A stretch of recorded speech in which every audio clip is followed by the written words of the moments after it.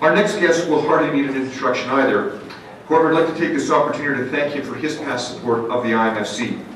He's offered his counsel on a number of occasions, as well as co-sponsoring the first IMFC event on Parliament Hill, along with David Anderson, member of Parliament here as well. So thank you to both of you for co-sponsoring that.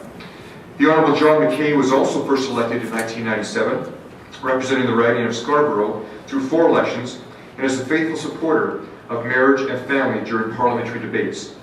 In addition, he is a contributing author to the book Divorcing Marriage, copies of which are actually available at the back. Maybe you can get him to sign his chapter entitled Confusion on the Hill.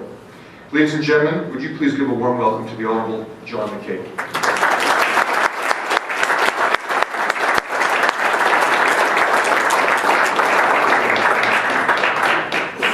Thank you, Dave, and thank you for the invitation to be here. It's very kind and generous of you to let a Liberal in. I want to ask who here saw question period today? Oh, you poor souls. Sorry for you. That's all you had to do was watch question period. You may or may not have caught the question by Pierre Paquette. Ooh, is right. Even Jason put down his newspaper on this one. Pierre's a very nice fellow, really. He's a deputy leader of the Bloc Québécois, and he asked the government a question pertaining to the legitimacy of faith groups to influence public policy. It was a really interesting question, and basically he was trying to make the point that faith groups have no legitimate role in the marketplace of ideas. I imagine in this room that might be disputed.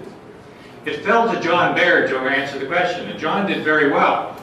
Frankly, it's the first time in 5 years in my observation. But John defended the notion of pluralism, the pluralism of ideas, in the marketplace of ideas, and I thought he actually answered the question very well. Which is what you do, and what you do very well. I get your publications, I even read them from time to time.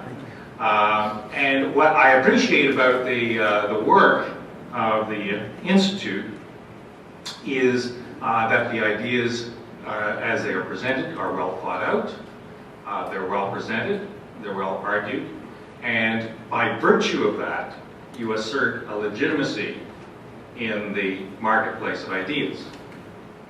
Naturally, with nobody's great surprise, the ideas don't always carry the day.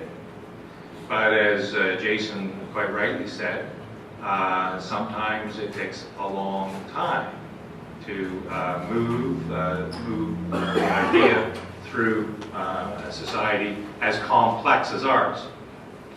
We in Canada are changing, and we are importing something in the order of about 250,000 people on an annual basis, and they have expectations, as do, frankly, the host population. And the expectations are that, in many instances, that their faith will be respected, will have a space, and will have an opportunity to express itself as we collectively shape our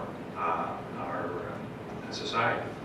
So the Institute plays a rather important role in the pluralism of our society, and I thank you so much over these past 5 years for your efforts to engage. I particularly thank you for the efforts to engage my party, which from time to time is not as open as I think it should be. But interestingly, there are quite a number of people now realizing that if we are going to talk about pluralism, talk the game of pluralism, we have to actually action the game of pluralism. And so I've had a number of really interesting conversations with my leader and a number of our people in caucus about these issues. And I would like to say, over the course of 5 years, the Institute's reception in our party has has really been much more welcome and open, and I think the Institute can take some credit in the openness and the discussion about the family in the Liberal Party. So I thank you for that, and in some respects it's keep the faith. So I just, Dave, if I may present to you the greetings of my leader, Michael Ignatieff, and thank you for I don't know whether I should, usually politicians read all this stuff. Yeah, so I'm going to, in light of your time constraints, I'm not going to do that. So again, thank you for the opportunity, thank you for your faithfulness, and thank you for your activity both on the Hill and in our larger society. Thank you.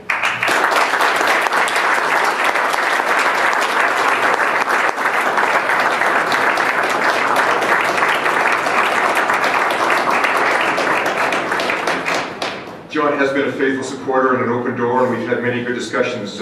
He often has tea happening in the office around 3:30 in the afternoon, which is a really nice time to stop past the office. So thank you very much, John. I appreciate that.